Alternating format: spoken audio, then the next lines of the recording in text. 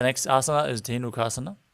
As you slide the left heel outside the hip, sit down on the ground, keep your hands on the top knee, visualize a cow in your inner space and perform Uddiyana Bandha and Mula Bandha. Shaginagar Panchatam Vrishilinda Kalyamni.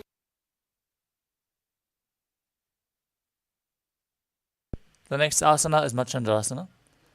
As you place the right foot on the left thigh and the left foot on the right knee, bring your left hand behind the back and hold the right thigh. Twist your body, gaze to your third eye, and visualize Swamiji in your inner space in Machandrasana. Vamajanga Pridachinatane, Vamahast Pishti Sane.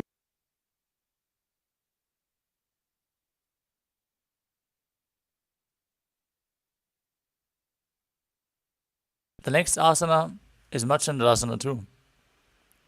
From Machandrasana, untwist and hold onto the respective big toe. As you lean forward and down, placing your forehead on the ground, visualize Swamiji in your inner space in Machandrasana too. Pratamajeevana Charnajajoyi, Vamajanga Parira Kesoyi.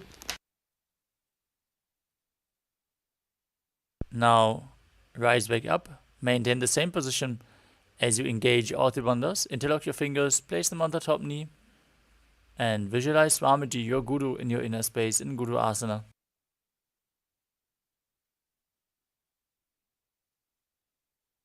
Urumule Idarbadasya Kanishtika Pradesha Gulbham Samsthapya.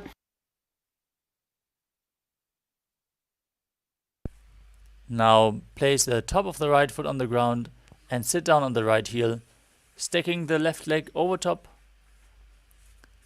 Place your hands on opposite knees and visualize yourself as an elegant swan in Sankatasana on the other side.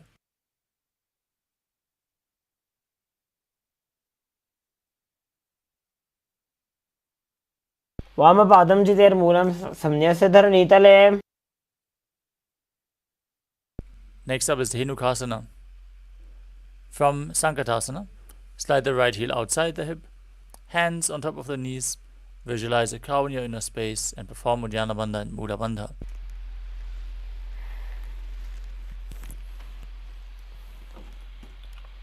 Anushaginagar Panchatam Vrishilinda Kalyamni.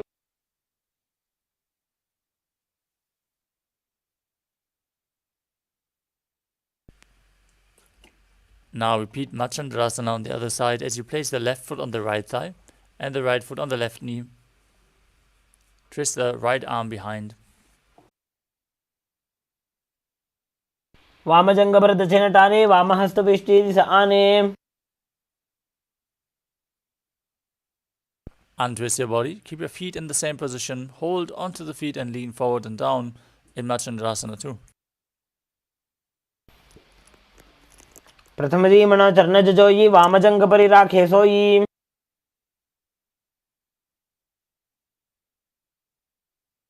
Now interlock your fingers, place them on the top knee, engage Orthibandhas and visualize Swamiji, your Guru, in Guru Asana. Urumule Idarbadasya Kanishtika Pradesha Gulbham Samsthapya.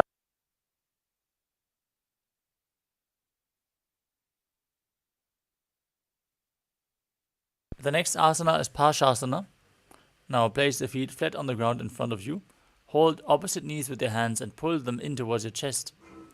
As you press your tongue up in Kechari Mudra, gaze to your third eye and visualize Swamiji in your inner space. Urumule Idarbadasya Kanishtika Pradesha Gulbham Samsthapya.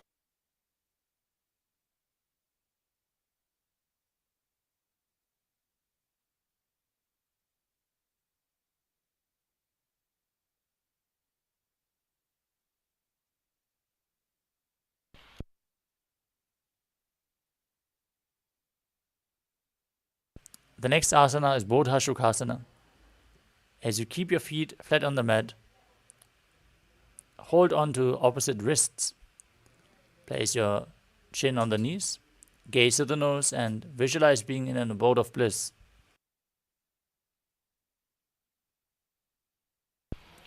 दो भूपकदली भूपरिधरे korma हिलिये सेकरे.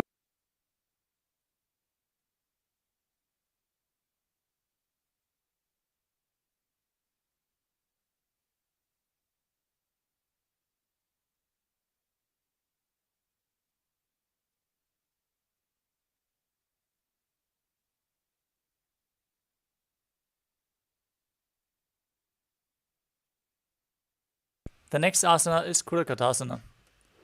From the same position, bring your arms underneath the knees and hold on to opposite elbows.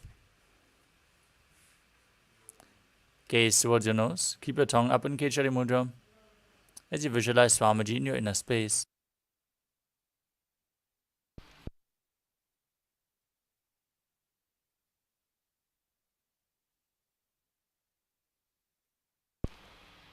दो हाथ पग बाहर लावे, घोड़ा नीचे ले टहरावे।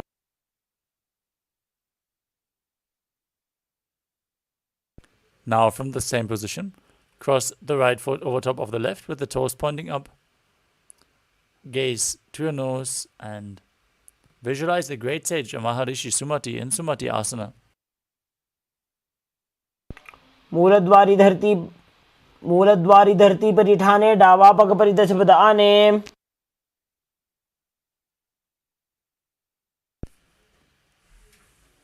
The next asana is Dandasana. As you extend your legs forward,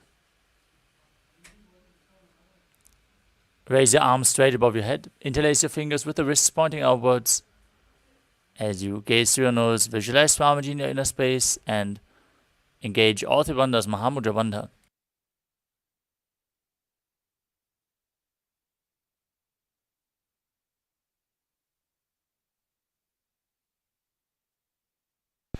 इदानीं गर्भिणीनां योगाभ्यासो यथा लघु।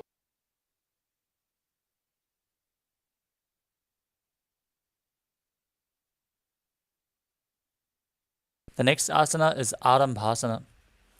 As you sit with your legs straight, hold the big toes with index and middle fingers in Prana Mudra. Lean your chest forward and down. Place your head to the knees. As you inhale through one nostril and exhale through the other alternatingly in Nadi Shodhana without the support of your hands. Guide the flow of your prana as you visualize Swamiji in your inner space. दोबू पग मिलिवा, पसारी पगा का अंगूठा पकड़ी, लीला टगोड़ा लगावे।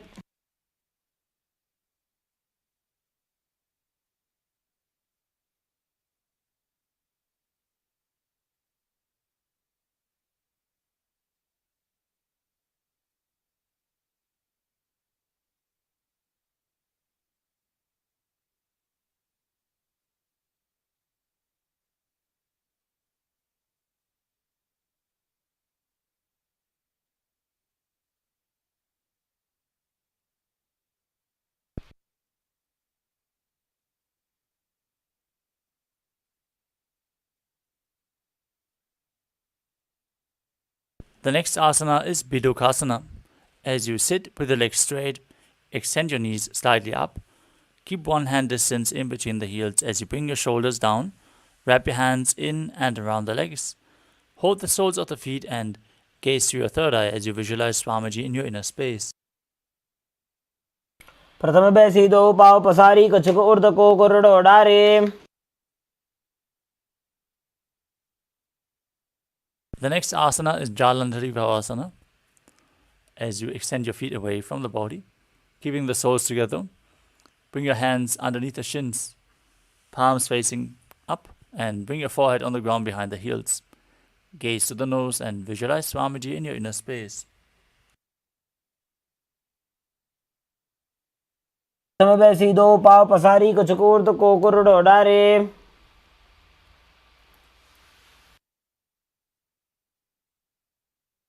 The next asana is Urdhva Paschimottanasana. As you sit and extend both legs out, lift one foot behind your neck. If you can, bring it all the way behind, bring it over your shoulder, pull it close to your chest or just cross it over your knee as you lean forward and down and hold onto the front foot like in Paschimottanasana.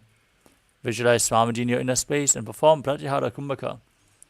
Breathe deeply and visualize the prana flowing up along your spine through the 9 points of the body revealed by Mahadeva, which is the soles of the feet, the regenerative organs, the navel, the heart, the throat, the uvula, the center of the eyebrows, the top of the forehead, and the crown of your head, the Brahmarandha.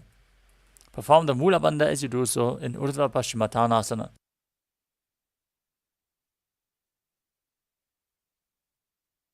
पश्चिमतानवत् संस्थितिं कृत्वा एकं पादं ग्रीवायां धृत्वा तिष्ठेत्. Next up is Anantasana. As you keep the leg behind your neck, lean back and lay down flat. Hold onto the foot with the opposite hand as you gaze through your nose and visualize yourself as infinite or endless and eternal one. उत्तानशयने एकैकं पायिग्रीवाजां विन्यस्य. From Anantasana, roll onto the side of the elbow of the hand holding your foot. Gaze to the nose and feel in complete control in Ankushasana. उत्तानशयित एकैकं पादं ग्रीवायां कुर्वन्.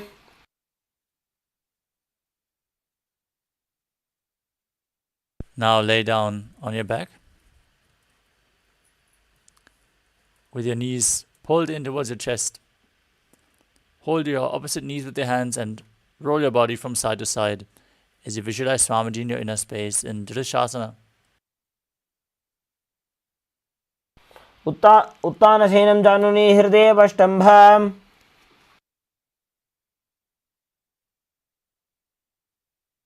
Now extend your legs back out and bring the other foot in between the head behind the head as you repeat Urdhva Paschimottanasana on the other side. पश्चिमतानवत् संस्थितिं कृत्वा एकं पादं ग्रीवायां धृत्वा तिष्ठेत्. Now lay back, straighten your spine, hold onto the foot, visualize yourself as being unending. Repeat Anantasana on the other side. उत्तानशयने एकैकं पायिग्रीवायां विन्यस्य.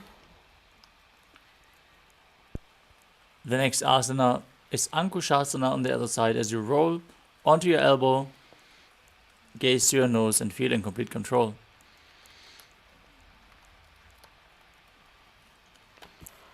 उत्तानशयित एकैकं पादं ग्रीवायां कुर्वन्.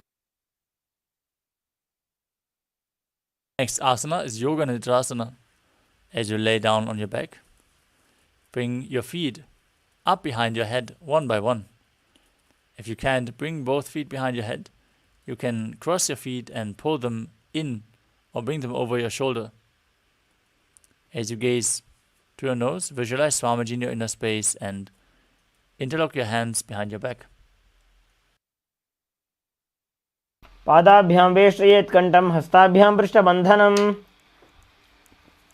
Next up is Atmaramasana. As you lay on your back, keep your legs towards your head and wrap your hands around the legs, interlacing your fingers behind your neck. Gaze to the nose, visualize Lord Vishnu blessing you from within as you perform the Mula Bandha. Atmaram आसन प्रथम सुधोसो वे.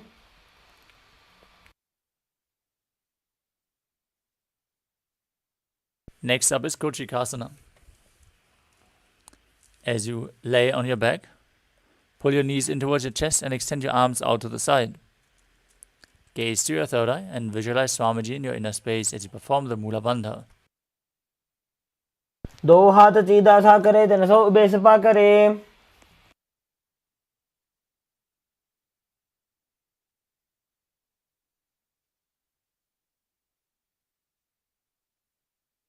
Next up is Jatara Parivritti. This asana consists of 3 steps. First, we will enter a neutral position. Perform the 3 steps on one side and then repeat them on the other side. Now, pull your knees in towards your chest and place your arms at the side at shoulder level. Visualize Swamiji in your inner space. Perform the Mula Bandha and place one knee down towards one side, extending the opposite leg down. परिवृत्ति कुक्ष भागे त्रिधा हि परिकीर्तितः.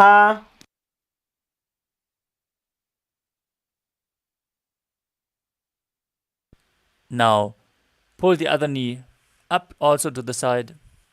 This is the second step. Extend both legs to the side, hold the feet, and gaze away from the feet. Now return to the center. Bend the other knee to the side, extend the opposite leg down. Bend both knees to the side. And extend both legs to the side as you hold the feet and gaze away from the feet. परिवृत्ते कुक्षिभागे त्रिधा हि परिकीर्तितः. Next up is the Dviparapitam. As you lay on your back, bend your knees and place your feet flat on the ground. Hold your ankles and lift your hips up. Gaze to your nose and visualize yourself as sturdy as a bridge. As you breathe in Mudra Kumbhaka, keeping the Jalandhara Bandha engaged as you exhale. प्रतिक्रियायुतं द्वन्द्वपीठः सर्वबलप्रदम्.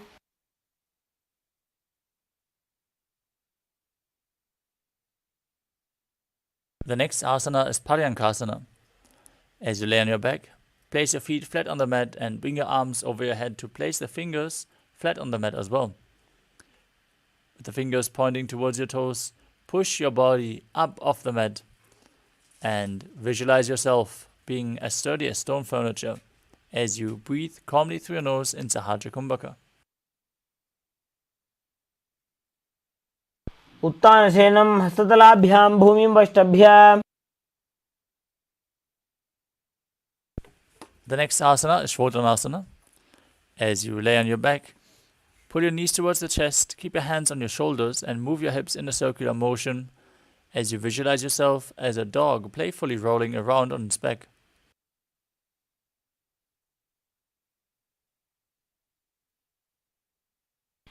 शवच्छरीरं संस्थाप्य जानुनी सम्मील्य नाभौ वाणिज्य. Next up is the Viparita Karani. As you lay supine, raise your hips and legs up. Bring your hands flat on the mat to support your balance. Then move your legs in a circular motion, round and round, as you visualize Swamiji in your inner space. भूतले सशिरो दत्त्वा खेनये चरणध्वजम्. Next up is Viparita Karani 2. Now stop the movement of your legs. Maintain the same posture. Visualize Swamiji. Karni विपरीताख्या सर्वाधिव्याधिनाशिनी. Yeah, but it's also not on the chair.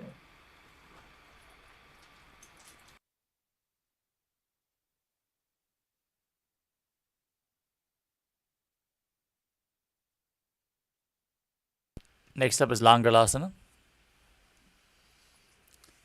As you lay on your back, bring your legs over top of the head, toes down towards the ground. Keep your hands behind your back, fingers interlocked in Padusha Mudra. As you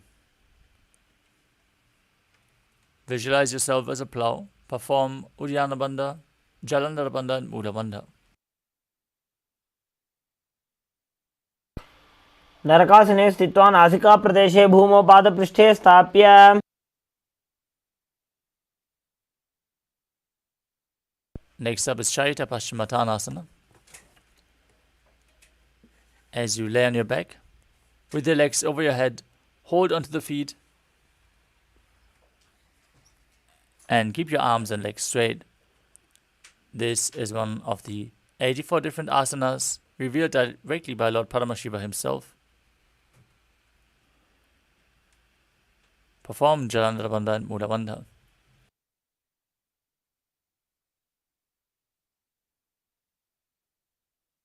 तानं शयित्वात् कुर्वीत शयितपश्चिमतानकम्.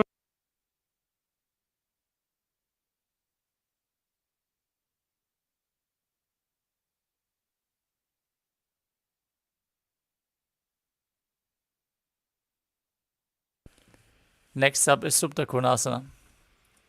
From the same position, bring your hips over your shoulders and open your legs wide. Visualize Swamiji in your inner space and perform Jalandhara Bandha and Mula Bandha.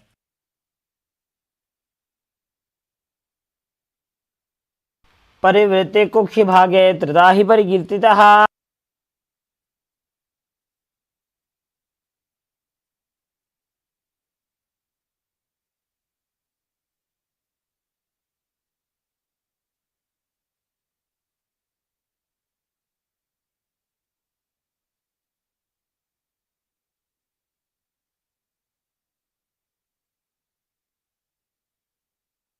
The next asana is Chakrasana. From the same position, hold onto the ankles of your feet and roll onto your back as you keep your arms and legs straight. Now visualize yourself as a chakra, a wheel, as you perform Jalandhara Bandha and Mula Bandha in Chakrasana. शवासनस्तद्वौ पादौ कुर्यान्मस्तकतः परौ.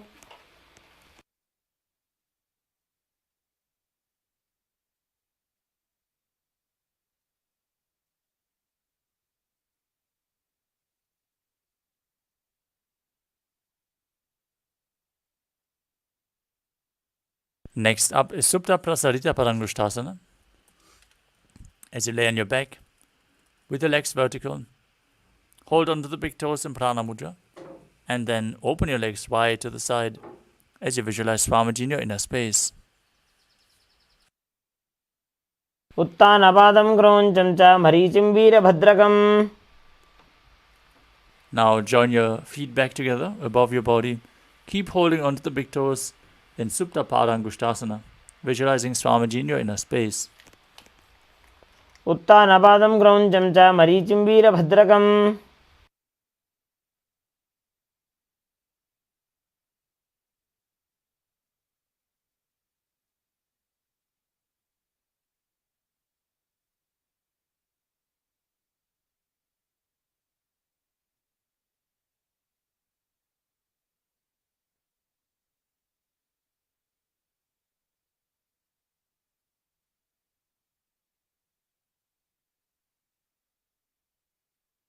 The next asana is Matsyasana.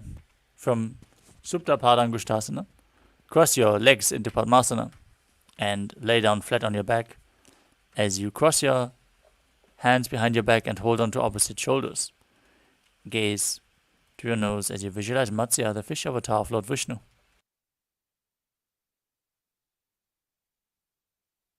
मुक्तपद्मासनं कृत्वा उत्तानशयनं चरेत्.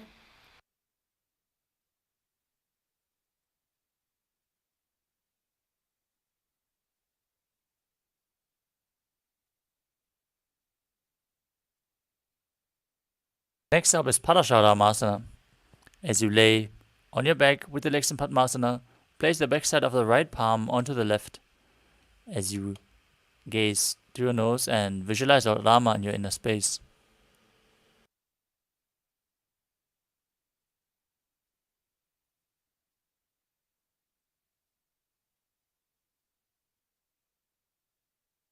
प्रथमकरे पद्मासन आचे सूदो सोवे भूपरिपाचे.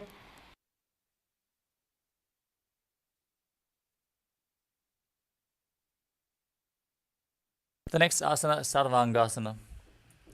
As you lay on your back with the legs in Padmasana, lift your hips and legs up.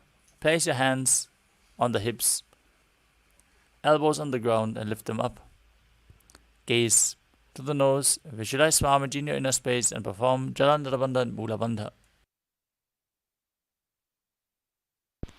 अथवा क्षेत्रसंक्षेपात् सर्वाङ्गासनमुत्तमम्.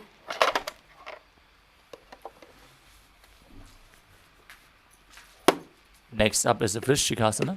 As you lay on your back, place one foot on the opposite thigh and pull the opposite knee towards your chest. Stretch your arms out above your head, hook your hands forward as you gaze to your third eye and visualize yourself as a scorpion. प्रथमशेन सूधो शीशिकेशिकी सन्धि सुदाखे.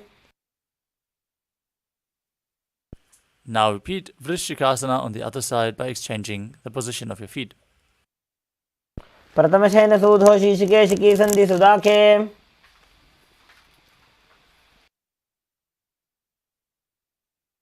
The next asana is a Vrishapadakshipasana.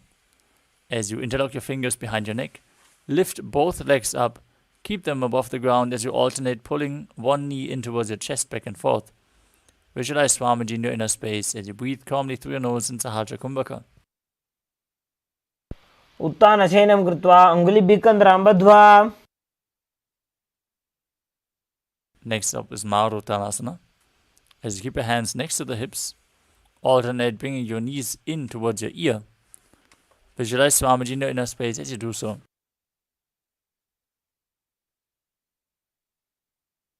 श्रोतानवत् संस्थिति कृत्वा जानुद्वयं पर्यायेन कर्णयोः संस्पृशेत्.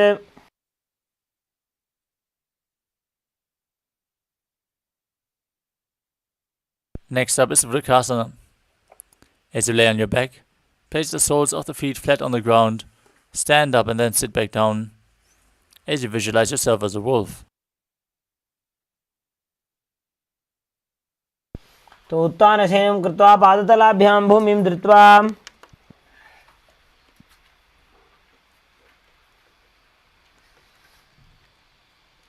The next asana is Lutasana. As you lay on your back, quickly throw your legs over your head and completely roll over again and again. Visualize Swamiji in your inner space and finally end in a prone position. उत्थानशयनं पादौ शिर उल्लङ्घ्य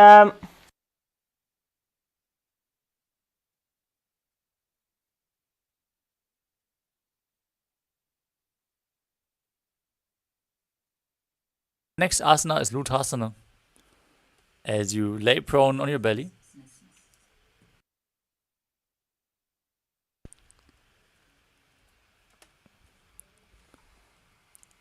keep your hands on the ground next to your shoulders. Contract your lips and make the sound of a flute whistling while inhaling.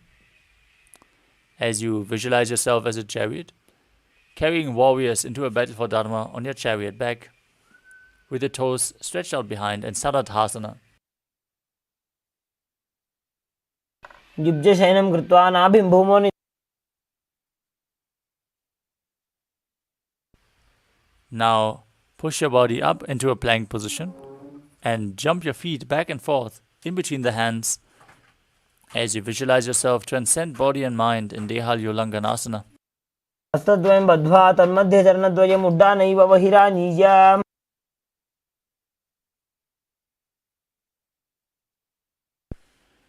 The next asana is Jatyasana. From a standing position, bend forward and place your hands on the mat. Walk back and forth as you visualize yourself as a wise 60-year-old elephant. अथ जात्यासनं वक्ष्ये स्मरो भवेत्. Next up is Lolitika Karana. As you stand with your knees bent, feet pointing outwards, bend your elbows and keep the hands at your chest level. Move the hands around the body as you open up your chest and move your head in all directions.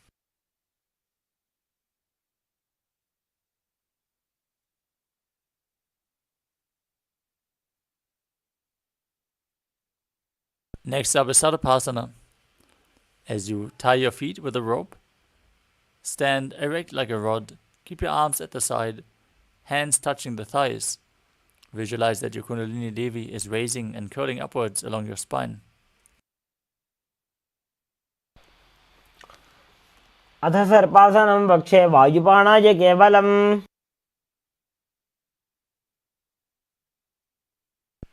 Next up is Ushtra Salanasana. As you stand on the mat, place all the fingers on the mat and stand on your hands. Hold the feet from the front and start walking around, visualizing yourself as a camel. मुष्टिकनिष्ठिका प्रदेशेन भूमौ निधाय.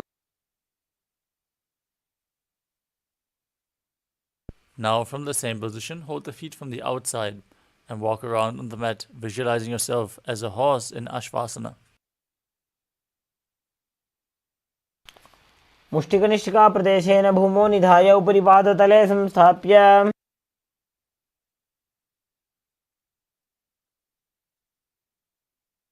Next up is Kapota Nitakasana.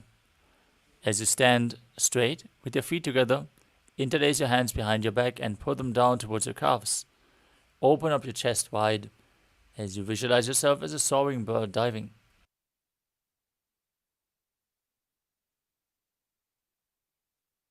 पादतले भूमौ निधाय पृष्ठभागेन हस्तो जङ्घापर्यन्तं नीत्वा. Next up is the Talapushpa Pudam Karana. Now stand tall with the palms together in Namaskara Mudra. Gently bend your knees and keep the toes pointing outwards. Bow down to one side as you open up your palms. Raise the knee and the heel up off the ground as you do so. And visualize yourself holding a bouquet of flowers and offering it to Paramashiva.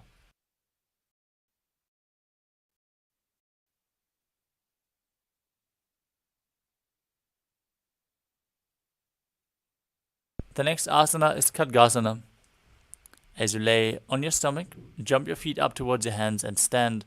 Visualize yourself as a rhinoceros and place your hands in Namaskara Mudra in front of your body as you gaze through your nose, forming the horn of the rhinoceros. नुजसरतमासनं कृत्वा पादतलाभ्यां भूमिं धृत्वा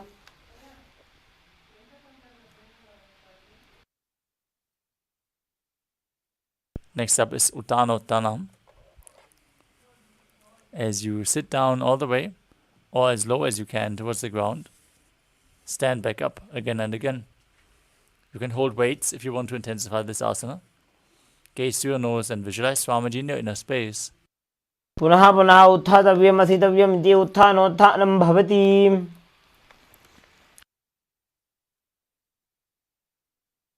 Next up is Musalasana. As you stand up straight, raise your arms over your head and jump repeatedly as you visualize yourself as a mace.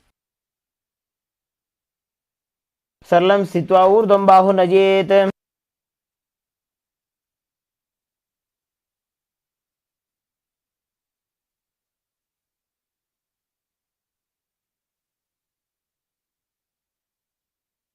Next up is Utshirshakasana. As you stand on the mat, bring the sole of one foot towards your chest. With the other foot, sit down and stand back up. Exchange the position of your legs again and again as you gaze through the nose and visualize Swamiji in your inner space. एकैकं पादतलं कुक्षौ निधाय तिष्ठेत् उत्शीर्षकं भवति. Next up is Parshvajanukarana. As you stand and keep one leg slightly bent, with the toes pointing to the side, bend and lift the opposite knee up towards your chest. Hold the knee with your hand and the fist as you place the other hand on your thigh, with the fingers pointing towards the center of your body.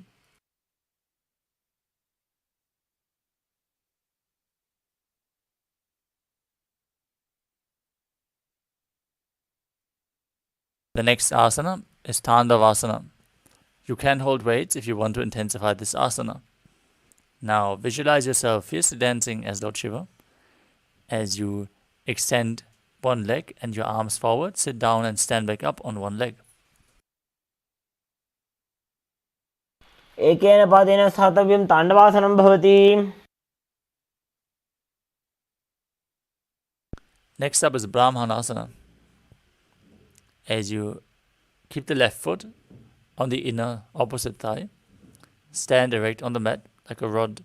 Keep your hands by the sides and visualize yourself being blessed by Lord Brahma.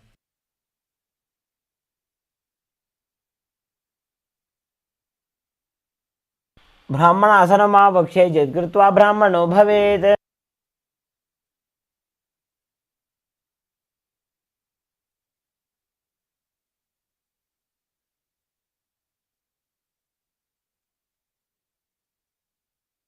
Next up is Garudasana 3. Now stand tall and wrap the left leg over and around the right knee. Tuck the left toes onto the other side of the right calf as you simultaneously cross the left arm below the right and bring your palms together in Namaskara Mudra. Visualize yourself as Lord Garuda.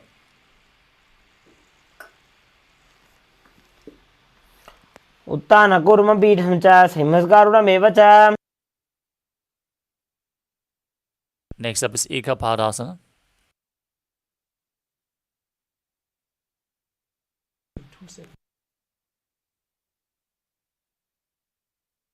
Now stand straight on the right leg.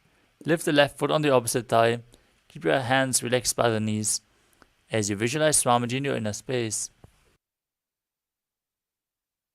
दक्षाङ्घ्रिं वामपादस्य जङ्घोपरि निधाय च.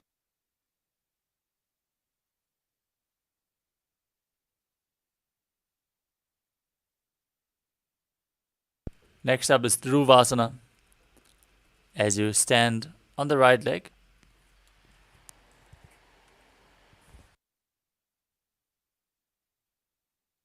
hold the big toe of the left foot with the other hand in Prana Mudra and extend the leg out to the side.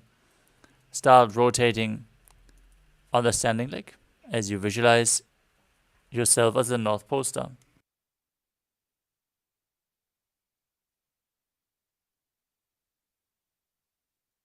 एकेन हस्तेन दण्डरूपस्य एकस्य पादस्य अग्रं धृत्वा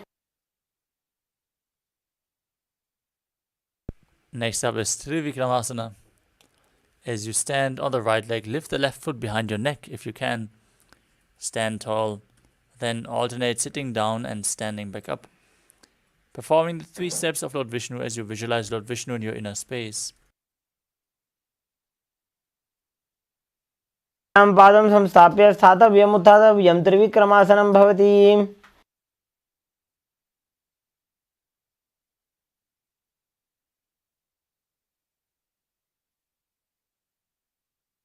Now repeat Parshvajanukarana on the other side. Pull your knee in towards your chest, holding it with your hand in a fist.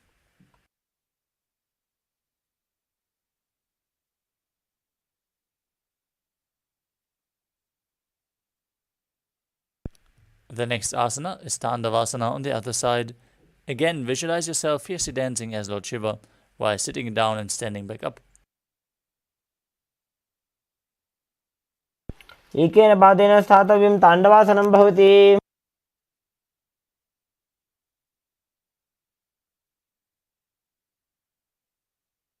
Next up is Brahmanasana on the other side. Keep your foot at the inner thigh, hands hanging down as you visualize Lord Brahma blessing you from within. ब्राह्मणासनमावक्ष्ये यत्कृत्वा ब्राह्मणो भवेत्.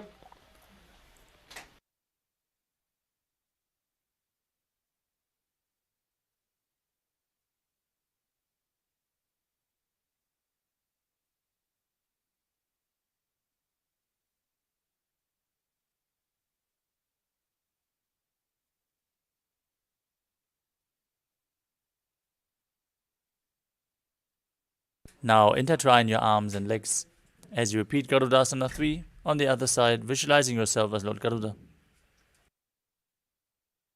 कूर्मपीठं च सिंहस्गारुडमेव च.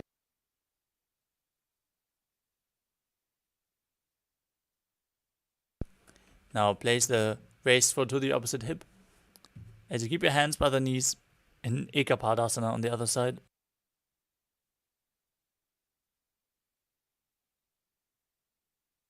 दक्षाङ्घ्रिं वामपादस्य जङ्घोपरि निधाय च.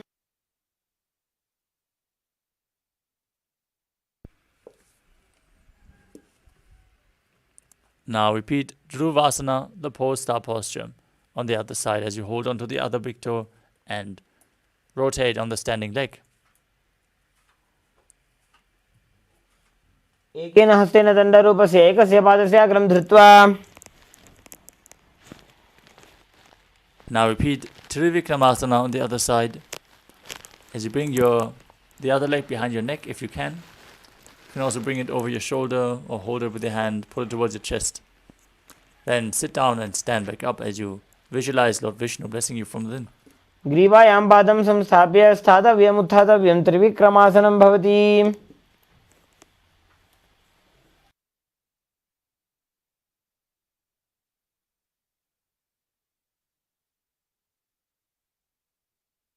Next up is Samanakakarana. As you stand with the feet close together and the toes pointed slightly outwards, keep both hands to the side of your body, fingers extended one by one in a natural position. Relax after this sequence of intense asanas. As we now move on to the final 100 asanas of the sequence. Starting with Gorak Anjali Asana. Stand erect and then bend forward as you bring both hands underneath the knees and make a finger lock. Sit in a squatting position and let the finger lock touch your navel As you visualize the great sage Goraknath, founder of the Natha Yoga Hindu Sampradaya, perform Jivachala Kumbhaka. Inhale deeply and forcefully move the prana up and down and through your limbs by the strength of your will. प्रथम ही उभव होए बाहुरी नीचो पुनि होवे.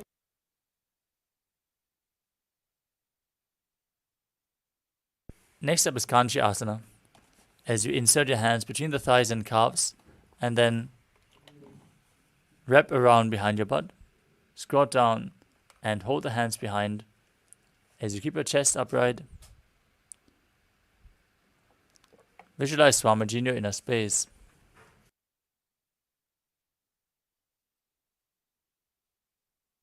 ऊर्मध्यात् हस्तौ निवेश्य नितम्बं धृत्वा.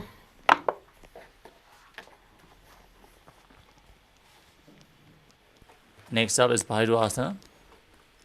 As you bring your feet together and sit in a squatting posture, with your heels touching your perineum. Hold your hands at the back and sit upright. Gaze to your navel as you visualize Bhagavan Kala Bhairava, the Lord of Time. दो पग की थलिया की माहिली को और मिलाजी.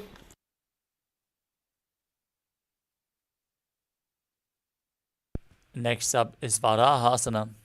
As you squat all the way down to the ground, join your hands and bring them over your head with the fingertips pointing down towards the ground. Keep your toes apart, elbows close to your head, and gaze to your nose as you visualize yourself as Varaha, the boar avatar of Lord Vishnu.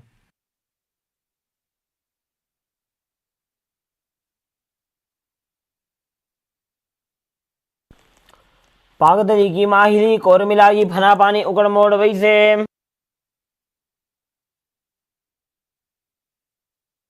Next up is Plipitasana.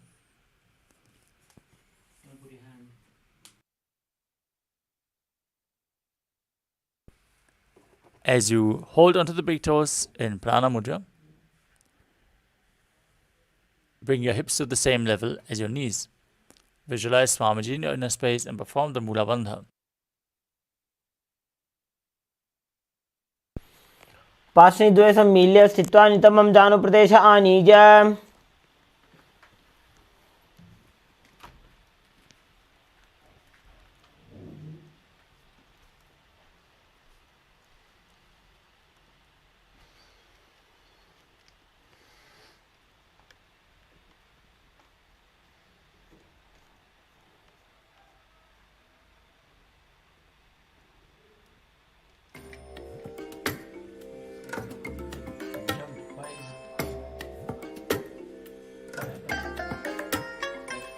I bless you all. Let you all open all your three eyes and manifest the powers of Mahasarashiva. Om Nityananda Paramashivoham. Om Nityananda Paramashivoham. Om Nityananda Paramashivoham. Om Nityananda Paramashivoham.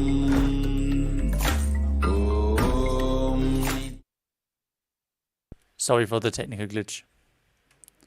We are back and we are going to continue with Bakasana. Now place your hands on the mat with the fingers wide. Place your knees onto the back of your arms and raise your feet off the mat. Balance on your arms as you visualize yourself as a crow. Perform the Jivachala Kumbhaka and the Mula Bandha as you do so.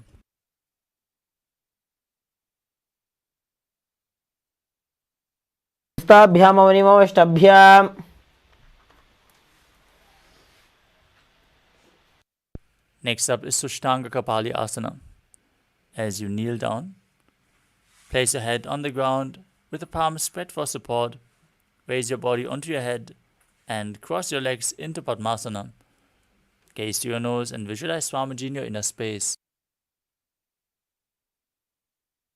आसन को गण कपाला छो होई.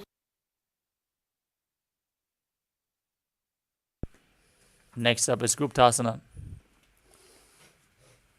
As you keep your feet flat on the mat, sit in between the heels with the toes touching behind your body. Keep your hands on the thighs, gaze to the nose as you sit in the secret seat with Paramashiva and Guru. जानुर्वोरन्तरे पादौ कृत्वा पादौ च गोपजेत्.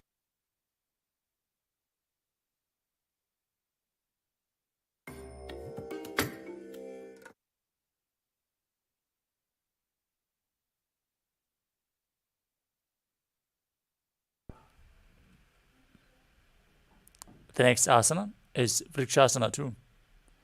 Now, place your hands flat on the ground, shoulder width apart. Lift your body up straight into a handstand as you visualize yourself as a tree with deep roots into the ground. सप्तचक्रक्षालनाय वृक्षासनविशेषकान्.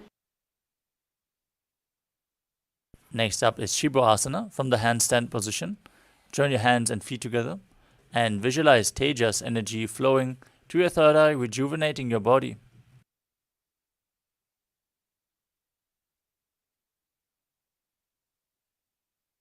दो ऊपक जोड़ी माही Gulf मिलाए.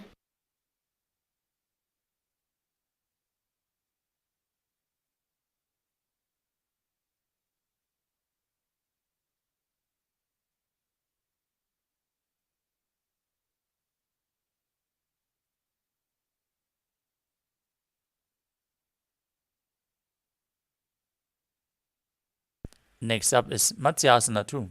Now place your hands flat on the ground, shoulder width apart, and step your feet back into a plank position as you lower your body down to the mat and push yourself back up again and again.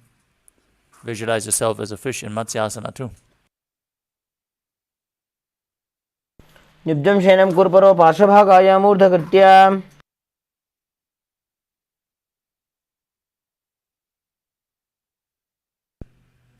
The next asana is Sarapasana too. As you lay prone on your belly, place your hands on the hips and lift your chest from left to right as you visualize and move your body like a snake. निब्जं शयनं कृत्वा हस्तौ नितम्बं संस्थाप्य. Next up is Niralambanasana.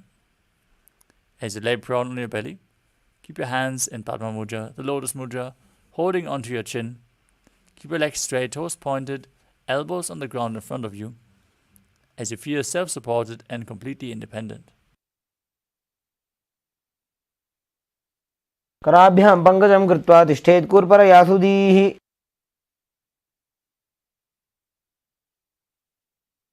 Next up is Chaturasana.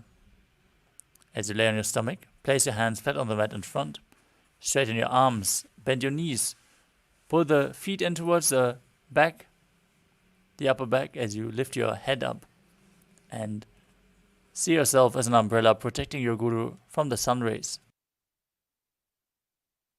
अर्ध्यासनमस्थित्वा हस्ततलाभ्यां भूमिं धृत्वा.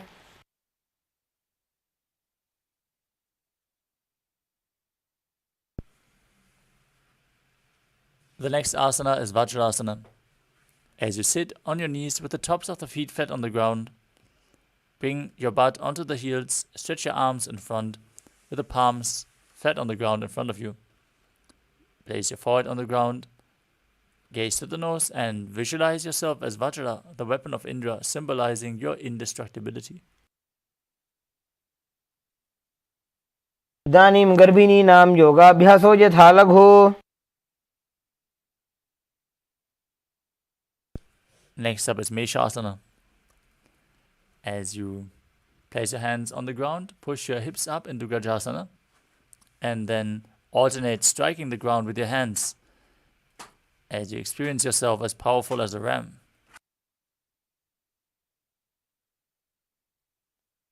गजासनसंस्थितो एकैकं बाहुं भूमौ ताडयेत्.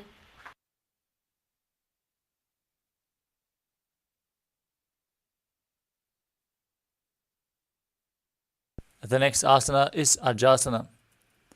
From Gajasana, lift your legs into the air and slowly bring your forehead to the ground as you visualize yourself as unborn, existing for all eternity.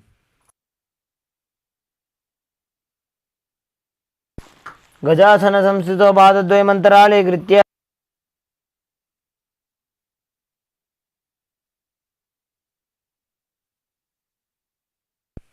Next up is Dhanantarasana. As you sit on your heels with the legs together, interlace your fingers around the toes. Pull your feet towards your perineum and then place your hands on the respective knees. Keep your spine straight, gaze towards your nose as you visualize Swamiji in your inner space. पूर्व विधि परिहाता की काकसीस्यो फणा शरामोड़ी. Next up is the Angamotanam. As you interlace your fingers in front and then behind you, stretch your arms forward to the sides, backwards, up and down, in all directions, giving massage to various different joints and muscles in your body. Visualize Swamiji as you do so. हस्तयोऽङ्गुलिर्बद्ध्वा हस्तयोर्मध्यात् सर्वमङ्गलं निष्कासयित्वा. Next up is Garudasana 4. As you sit on the heels in Vajrasana, turn your feet outwards with the toes pointing to the sides. Visualize yourself as Lord Garuda, flying Lord Vishnu and Lakshmi on his back.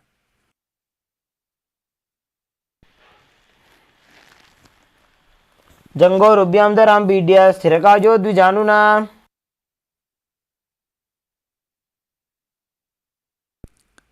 Next up is Ananda Mandirasana. As you sit with the legs folded back, toes pointing backwards, knees wide, place the front of your buttocks on the ground and gaze to your third eye, holding on to your ankles with your hands. Gaze to your third eye as you visualize yourself residing in the blissful space of a temple.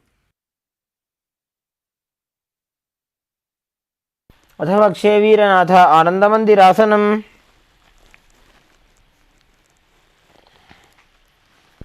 Next up is Mandukasana 2. As you sit with the feet wide, with the knees wide, feet flat and overlapping behind, place your hands under the knees and gaze to your nose. As you keep your tongue up in Mandukya Mudra, visualizing yourself as a frog, perform Uddiyana Bandha and Buddha Bandha in Mandukasana 2.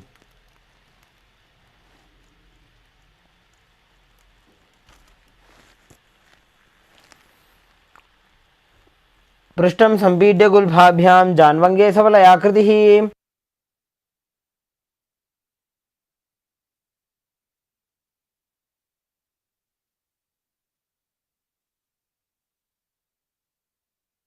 Next up is Narasimhasana. As you keep your toes on the mat, heels up and together, place your perineum on the heels, place your palms on the ground, spread your fingers wide, thumbs touching, base of the hand touching the toes. Gaze to your nose and stick out your tongue and exhale as you visualize Narasimha, the Lion Man avatar of Lord Vishnu. शोभना पानी होय वैसे एड़ी Mailer गुदानी वैसे.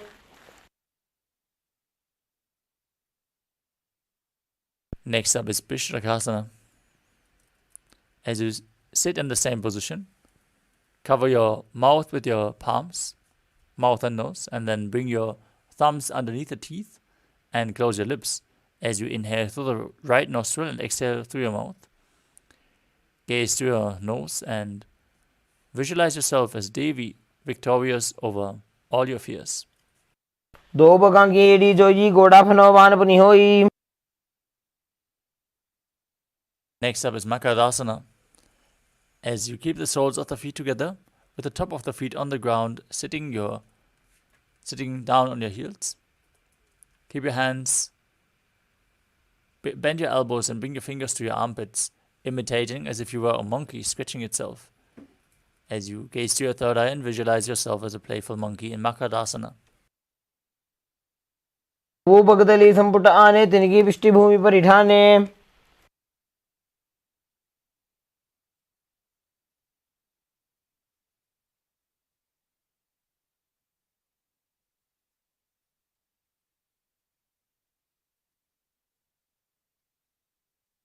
Next up is Vajrasanghadasana. As you stand on the toes with the soles of the feet together, sit on your heels with the knees wide and off the floor. Hold your elbows behind your back as you gaze through your nose and embody a diamond-like strength for yourself and your Sangha, your spiritual community.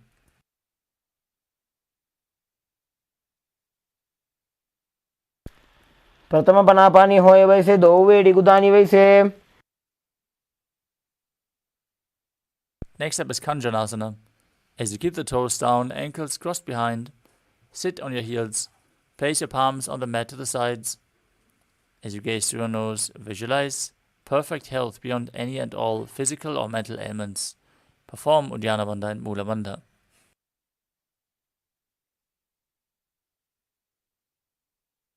खञ्जनासनमावक्षेत् कृत्वा सुस्थिरो भवेत्.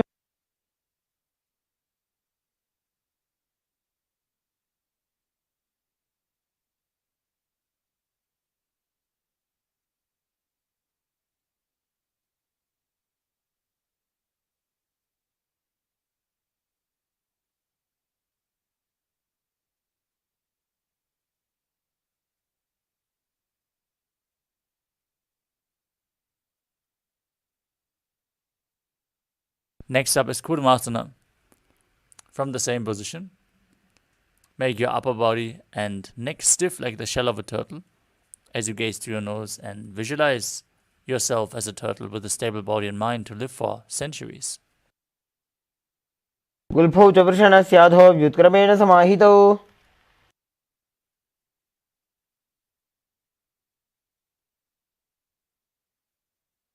Next up is Yogasana.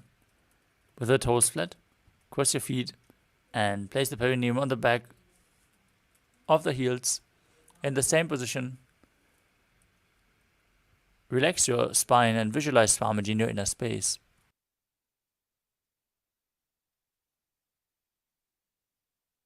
गुल्भं गुदं नियम्य गुल्फाभ्यां व्युत्क्रमेण समाहितः. Next up is Vijrogasana.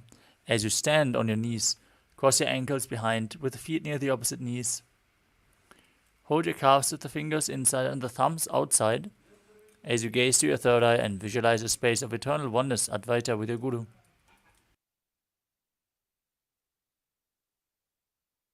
गोड़ा वामो बो होई गोड़ा आड़ा राखे दोई. Next up is Ustrasana too. In a kneeling position, bend backwards and hold your ankles with your hands. Keep your arms straight, push your hips forward and tilt your head back as you visualize yourself as a camel. मेरुदण्डग्रन्थिदाढ्या संविपादयिषु पुमान्.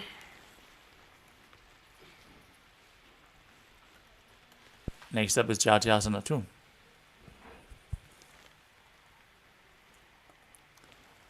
With your heels together, hands on the soles of the feet, slowly lean back, bring your elbows down to the mat and place the back of your head onto the mat as you gaze through your nose and experience yourself as a lotus blooming.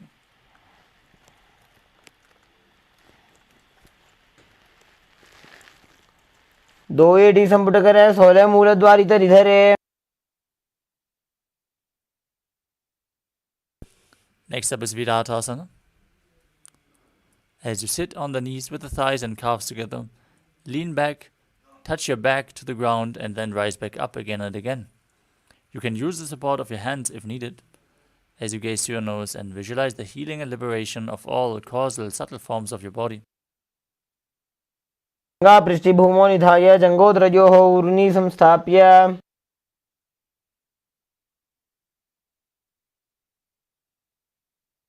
Next up is Kapotasana. From Viratasana, raise your hips higher, bring your forearm on the mat and hold onto the back of the heels. Bring your head in between the feet as you visualize yourself as a beautiful dove.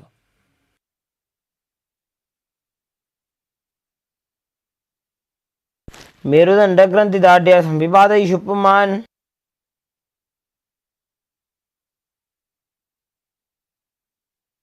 Next up is Svadasana. As you stand upright on the knees with the toes tucked, hold your arms with opposite hands. Gaze towards your nose as you enter the boon fulfilling posture. Now receive your boon from Paramashiva Internally chant the Mahavakya, Om Nityananda Paramashivoham. जाननी भूमौ संस्थाप्य हस्ताभ्यां बाहुपरस्परं धृत्वा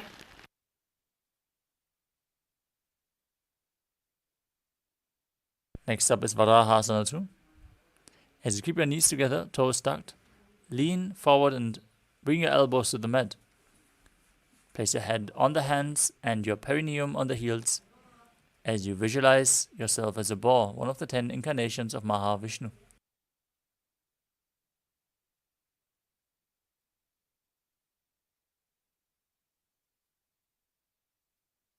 सूर्यं चन्द्रं भेदनानि आसनानि कथ्यते. Next up is Mundasana, another inverted posture. If you need the support of a wall, set yourself up. Now kneel down. Place your elbows on the mat, shoulder width apart. Interlock your fingers. Place your head on the ground. Hold your head with your hands. Work your feet forward. Raise your hips and your legs off the mat as you extend your legs up straight. Gaze to the nose and visualize yourself as a lopped tree.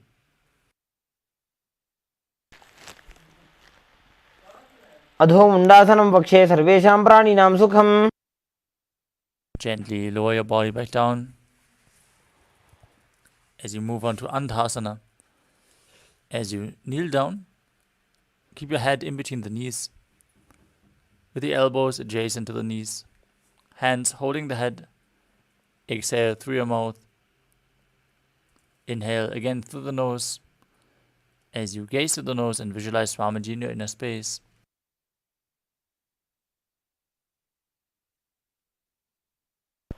प्रथम पगदली समटावे कोरमाहिली उभे मिलावे. The next asana is Viparita Shalabhasana. If you want to intensify this asana, hold onto weights as you lay down on your belly. Extend your arms straight out and then lift your thighs, arms and chest off the ground while visualizing yourself as a locust. शलभासन भेदाश्च नटभेरुण्ड नामके. Next up is Kapalasana. As you lay on your belly with the arms at the side, palms facing down, place your forehead on the ground, keep your chest on the mat, and lift your legs up together. Visualize a skull representing the mind with purified thoughts and the strong will to attain enlightenment. कपालं भूमौ निधाय ऊर्ध्वं पादौ नयेत्. Next up is Akasha Kapotasana. As you lay on your stomach, with the hands pointing backwards, keep your hands, palms flat on the mat, and push your legs up above your head. Place your feet on the ground in front of your head as you visualize yourself as a free and open dove. उष्ट्रासने स्थित्वा चरणौ भूमेरुत्थाप्य.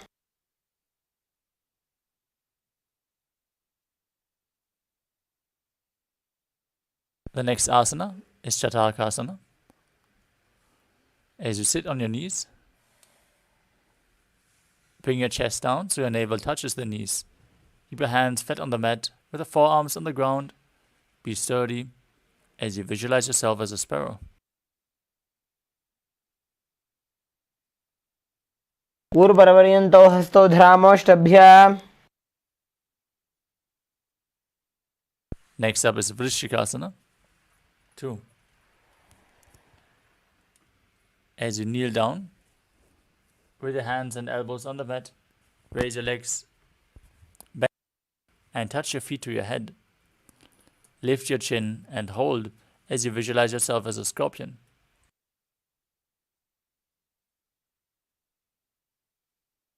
पुच्छ प्रतिमाङ्ग्रिभाषणे धृत्वा स्वशीर्षे चिबुकं विधार्य कौ.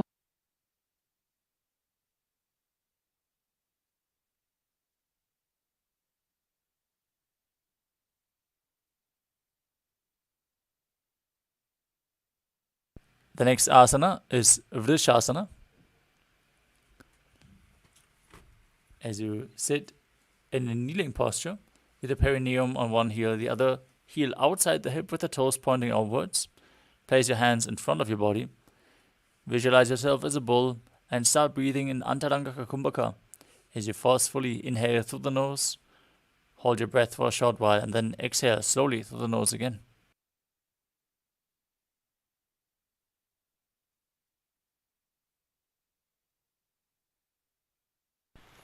याम्य गुल्फे पादमूले वामभागे पद. Next up is Lolasana. From a kneeling position, place your hands flat on the mat in front. Lift your knees off the ground and cross the toes of the left foot over the right. Balance above the mat as you visualize Swamiji in your inner space. लोलासनं सदा कुर्यात् वायुलोलापघातनात्.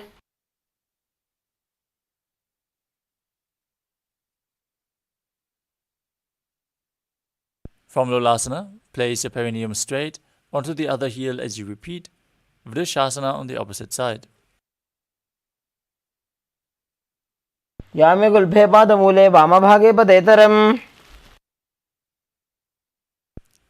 Next up is Bala Gunasana.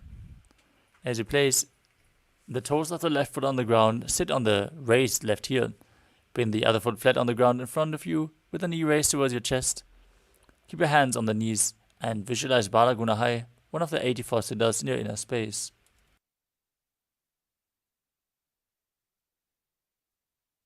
आसन को गुण जल विकार जाई.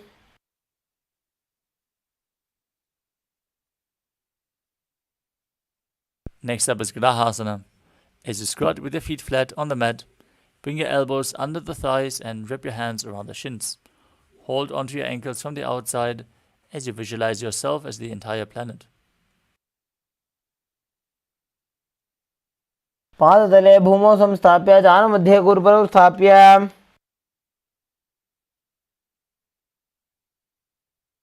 Now repeat Bala Gunasana on the other side.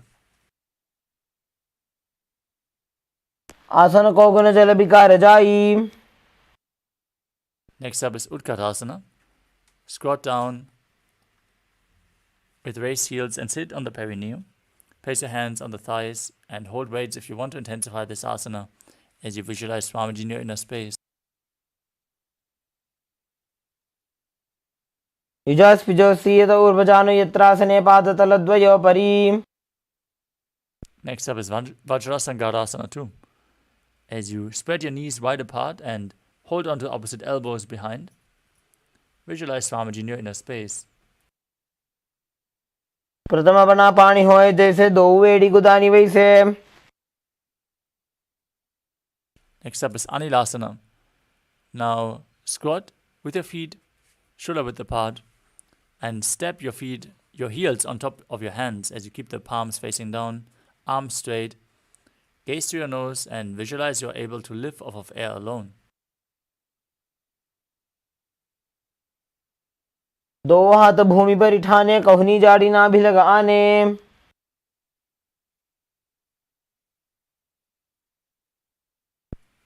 Next up is Padukasana. As you place the back of your hands on the mat with the fingers facing towards your body, step your feet on top of your hands and wrap your hands around the feet like a shoe. Start walking around on the mat as you visualize yourself wearing padukas and walking across India.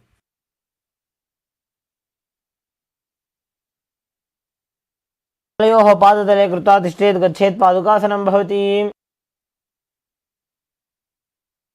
Next up is Kukutodanasana. As you place your palms on the mat, raise both feet upwards into the air and then let them fall back down again and again as you visualize yourself as a rooster. हस्ततले भूमौ कृत्वा पादतले च ऊर्ध्वमुड्डानं कृत्वा. Next up is Viparita Nrityasana. As you place your hands on the mat, raise your legs upwards into a handstand and move around on two hands dancing as you feel yourself become free of all inhibitions. हस्ततलाभ्यां भूमिं वष्टभ्य.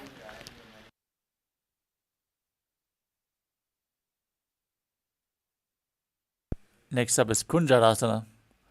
As you separate your feet and place one palm down, keep the other hand on your neck As you visualize Swamiji in your inner space, calmly breathe through your nose into Sahaja Kumbhaka. अथ वक्षे Mahadev कुञ्जरासनमुत्तमम्. Now exchange the position of your hands. Repeat Kunjarasana on the other side. अथ वक्षे महादेव कुञ्जरासनमुत्तमम्.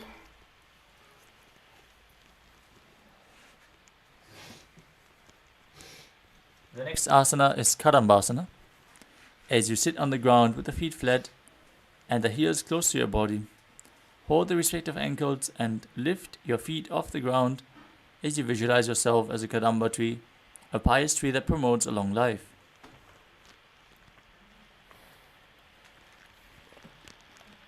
पाशिभ्यां भूमिं वष्टभ्य हस्तद्वयेन गुल्फौ धृत्वा.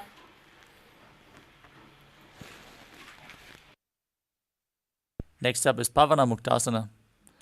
As you sit with your heels at the perineum, hold your knees with your hands and pull them in towards your chest. Visualize any excess vata being released from or balanced within your system. द्वयोस्तु पादयोः पाणिं लात्वा स्वस्वनितम्बके.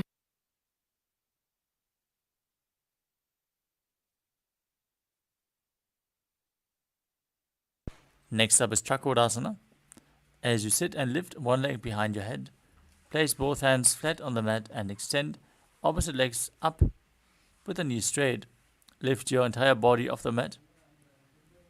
As you gaze up towards your third eye and visualize yourself as a powerful source of energy.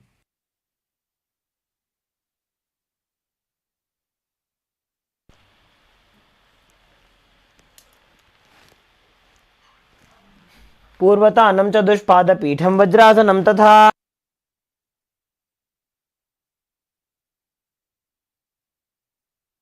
Next up is Dhanurasana 2. As you sit on the ground, extend one leg forward and hold the big toes of both feet in Prana Mudra. Pull the opposite foot in towards your ear as you visualize yourself as a bow in Dhanurasana 2.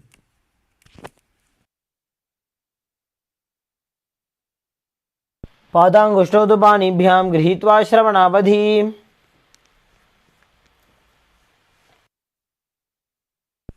Next up is Ashtavakrasana. As you lift the left leg over top of the respective shoulder, hook the other foot over top and extend the legs out to the side. Now balance as you lean forward and down and lift your entire body off the mat and visualize yourself as a flying crane.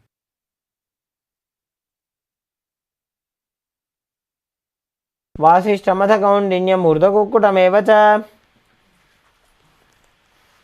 Next up is Planasana. As you place the right foot on the left thigh and bring the left foot flat on the ground, bring the left shoulder underneath the raised knee with the hand on the ground and push the opposite knee down with the respective hand as you gaze to your third eye and visualize yourself being immortal and able to exist solely from prana.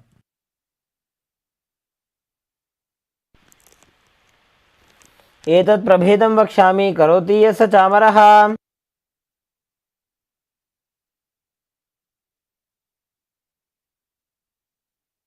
Next up is Parshvamatsendrasana. As you place one heel against the opposite hip with the leg flat, step the other foot over top, twist your body around the raised knee, bring one arm below the knee and interlock your fingers behind your back. In this intense twist, gaze to your third eye and visualize the great sage and yogi Matsyendranath, the master of Hatha Yoga.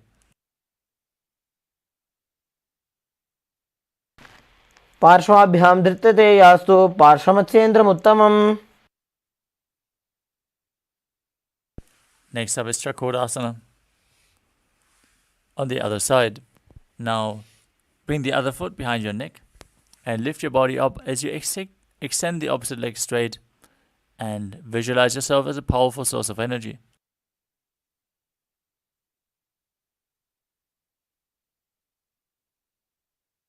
तानं चतुष्पादपीठं वज्रासनं तथा. Now repeat Dhanurasana 2. As you hold onto the big toes, pull the other foot towards your ear. Visualize yourself as a bow. पादाङ्गुष्ठौ तु पाणिभ्यां गृहीत्वा श्रवणावधि. Now repeat Ashtavakrasana on the other side as you hook the right leg over the shoulder, opposite over top, and extend the legs out to the side and balance as you lean forward. वासिष्ठमतकौण्डिन्यमूर्धकुक्कुटमेव च.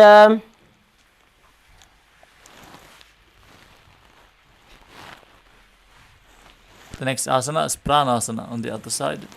Bring the other foot on the opposite thigh. Raise the opposite knee and bring your shoulder underneath as you visualize you're immortal and able to exist solely from prana.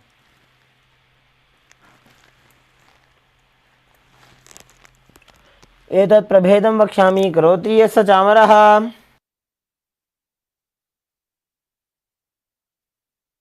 Now repeat Parshvamatsyendrasana on the other side as you bring the other foot towards the outside of the hip and step the opposite foot over top. Twist your body around, bring your arms beneath and interlock your fingers behind your back as you gaze to your third eye and visualize Matsyendranath.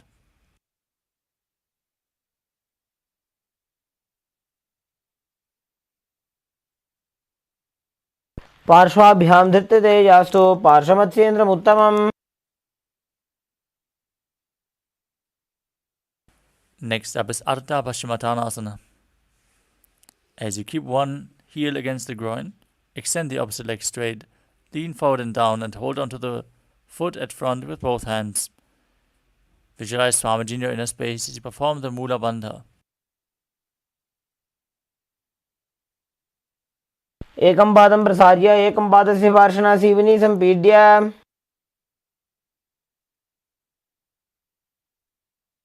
Next up is Kranchasana.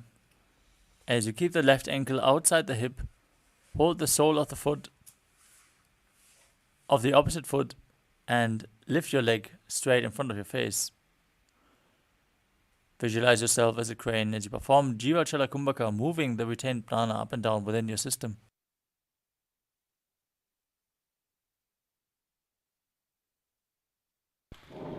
वासिष्ठमतकौण्डिन्यमूर्धकुक्कुटमेव च. Now repeat Ardha Paschimottanasana on the other side. Lean forward and down, hold onto the front foot.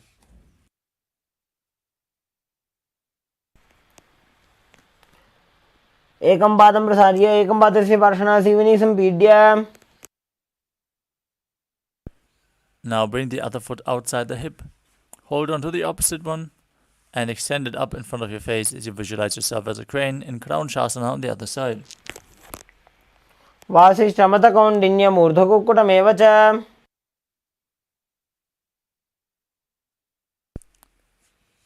The next asana is Swastikasana.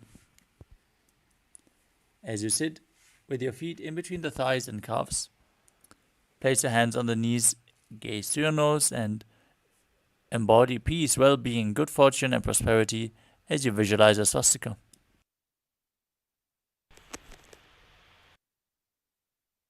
जानुर्वोरन्तरे सम्यक् कृत्वा पादतले उभे.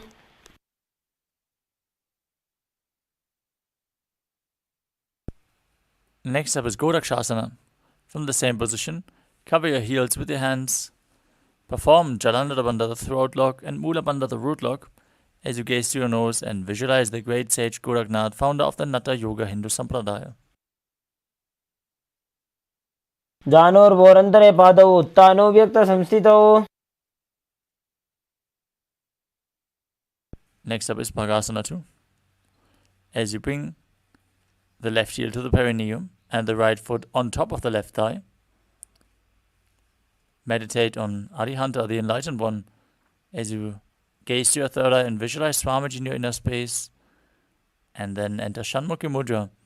Cover your mouth with ring and little fingers, the nostrils with the middle fingers, the eyes with the index fingers, and the ears with your thumbs.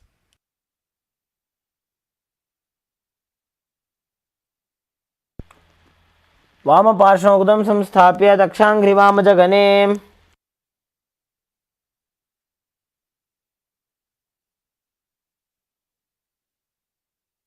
Next up is Yogasana 2. As you place your feet on top of opposite knees, keep your hands on the ground beside your body with the palms facing up. Keep your spine straight, gaze to your nose as you visualize Swamiji in your inner space, and roll up your tongue and inhale through the rolled up tongue in Kakachancha Kumbhaka as you keep your mouth in the shape of the beak of a crow. चरणौ कृत्वा संस्थाप्योपरि जानुनोः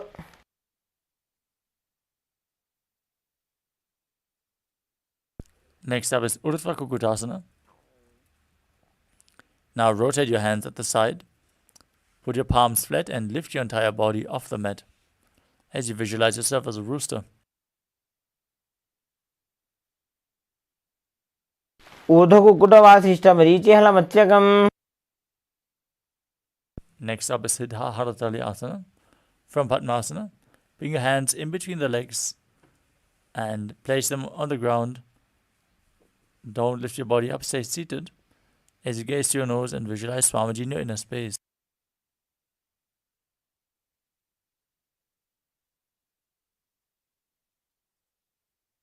प्रथम पद्मासन को करे हस्तुदो वो गोड़ासन जिधरे. Next up is Hamsasana. From Padmasana, place your hands on the mat and lift your entire body up. Gaze to the nose and visualize yourself as an elegant swan.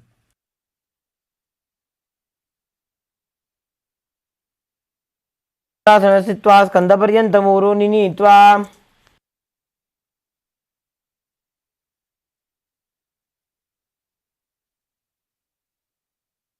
Next up is Karmukasana. From Padmasana, place your hands between the thighs and calves. While sitting, reach your hands behind the body. Interlace your fingers in Parashamudra as you bring your forehead to the floor. Gaze to your nose as you visualize yourself as Pinaka, Lord Shiva's bow. प्रथम पद्मासन को करे गोड़ासन दिमाही कर इधरे. Next up is Kurmasana 2. From Padmasana, with the hands between the thighs and calves, hold on to your neck.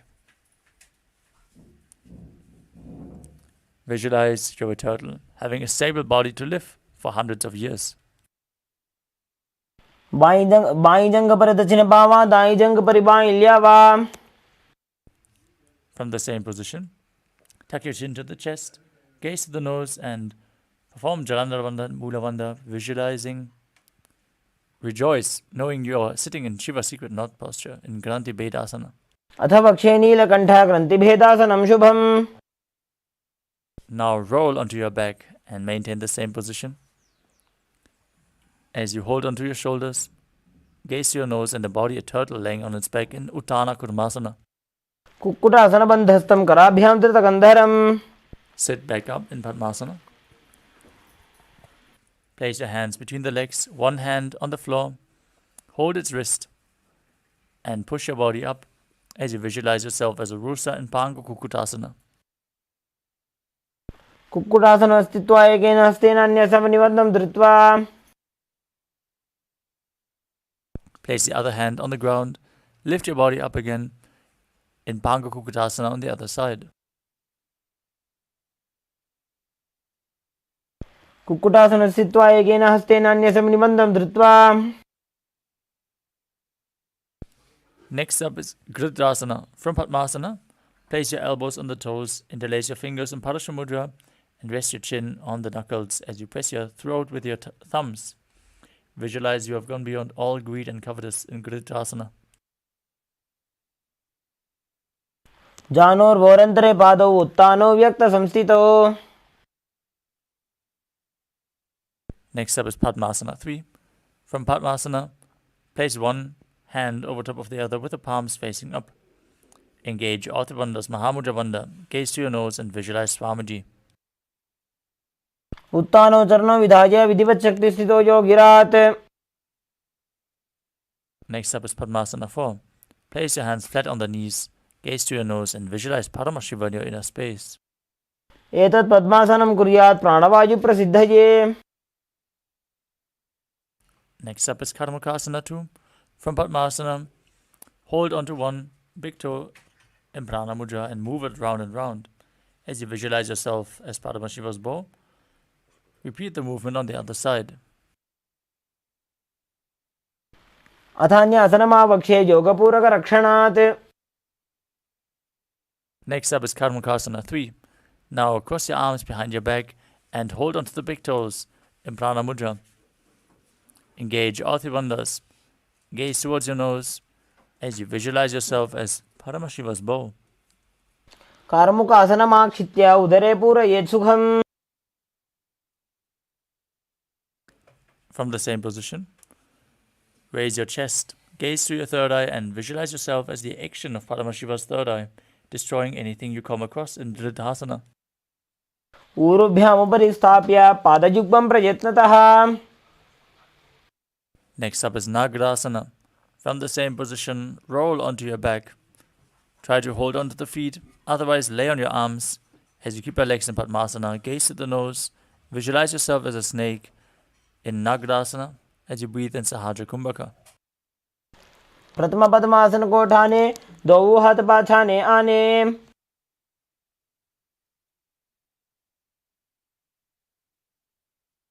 Now free your legs and pull your knees towards your chest.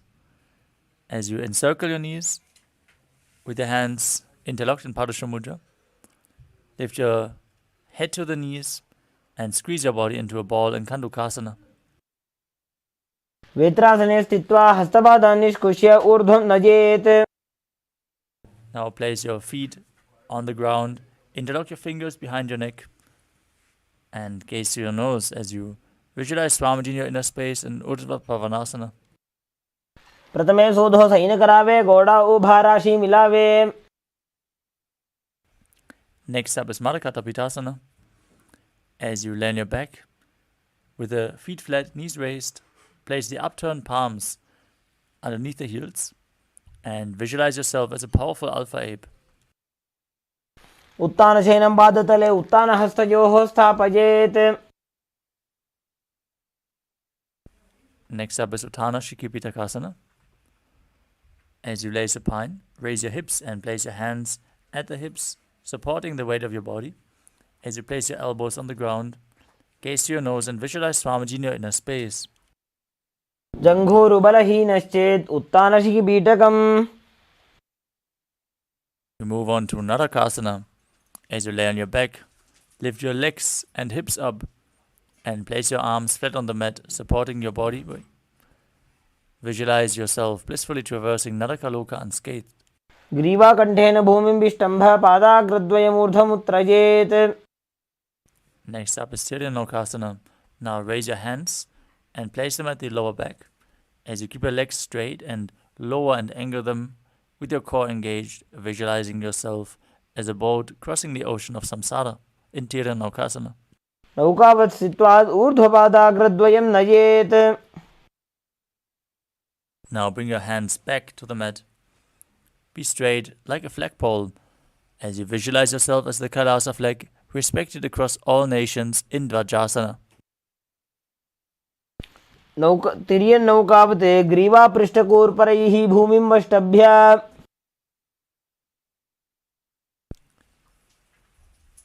Now lay down flat on your mat.